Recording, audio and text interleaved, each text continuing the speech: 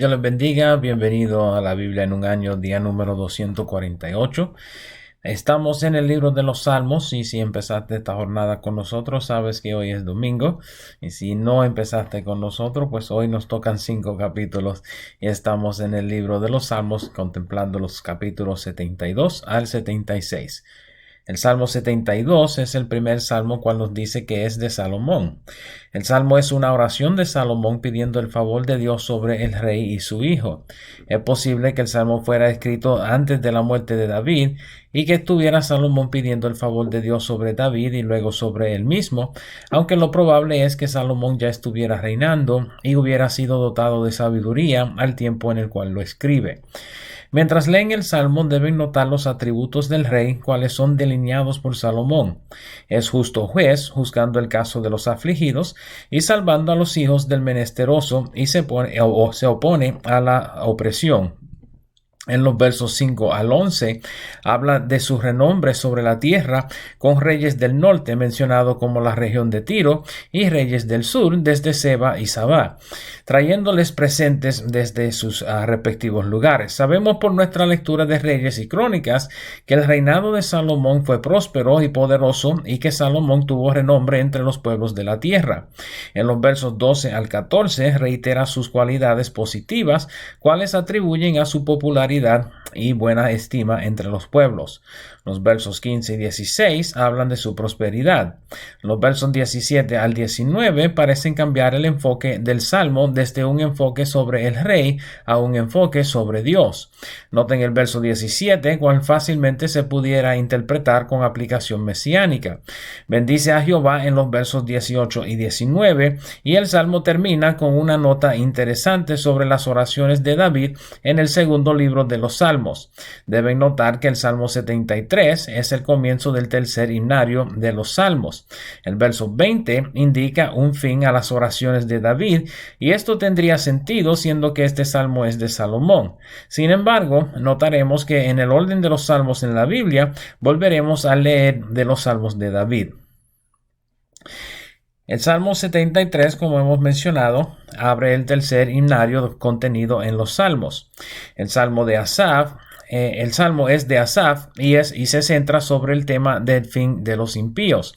Este salmo debe recordarle del Salmo 37, cual también trata acerca de los pensamientos de los justos sobre los inicuos. Deben notar en este salmo la transparencia de Asaf en describir su sentir al ver que los malos prosperaban. En el verso 2 implica que la prosperidad de los malos casi fue motivo de deslizarse de los caminos de Dios. Asaf se molestó al ver que los impíos prosperaran tan fácilmente en la tierra, mientras que los justos padecían sin progresar. En el verso 13, Asaf siente que todo su esfuerzo de purificarse y santificarse ha sido en vano, ya que los impíos prosperaban mientras que él sufría afrenta y castigo todos los días. Sin embargo, en el verso 15 dice que no podría ser como ellos, aunque dijera serlo, porque estaría engañando a los hijos de Dios. En el verso 16 admite que le fue difícil contemplar este asunto de la prosperidad de los malos y la perturbación de los santos. Sin embargo, en el verso 17 explica la revelación que recibió habiendo entrado al santuario de Jehová y entendiendo cuál sería el fin de los malos. Los versos 18 y 19 describen el final de los malos. En los versos 21 al 23, Asaf describe cómo se perturbó su corazón y cuáles fueron sus sentimientos cuando pensaba en los malos prosperando. Hasta se compara a una bestia delante de Jehová por haber pensado de semejante manera. Sin embargo, su cercanía a Jehová lo trajo a un mejor entendimiento. En los versos 24 al 28 trae fin al salmo, con Asaf reconociendo su error y su necesidad de buscar su porción en Jehová y no en las riquezas del mundo.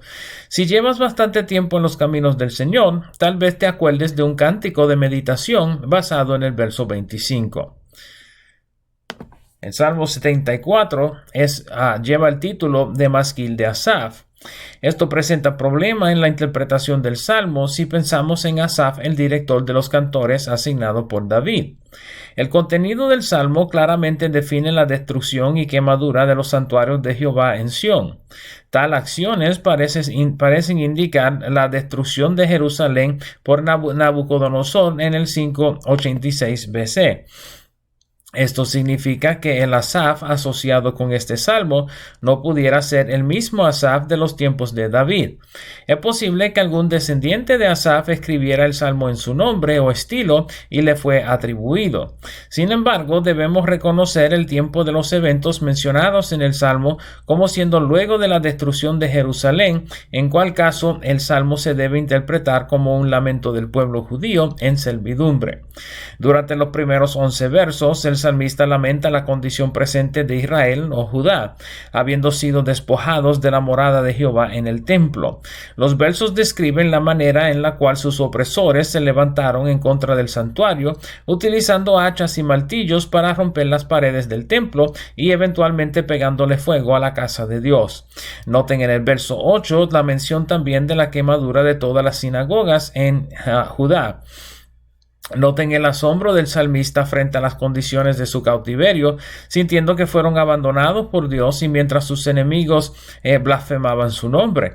Noten las preguntas en los versos 10 y 11. La segunda mitad del salmo menciona la esperanza del salmista de la redención de su pueblo, utilizando previas experiencias de su pueblo con Jehová. Noten las referencias a la división del Mar Rojo en el verso 12 y el poder de Dios sobre las bestias de la tierra y el mar, incluyendo al Leviatán en los versos 13 y 14.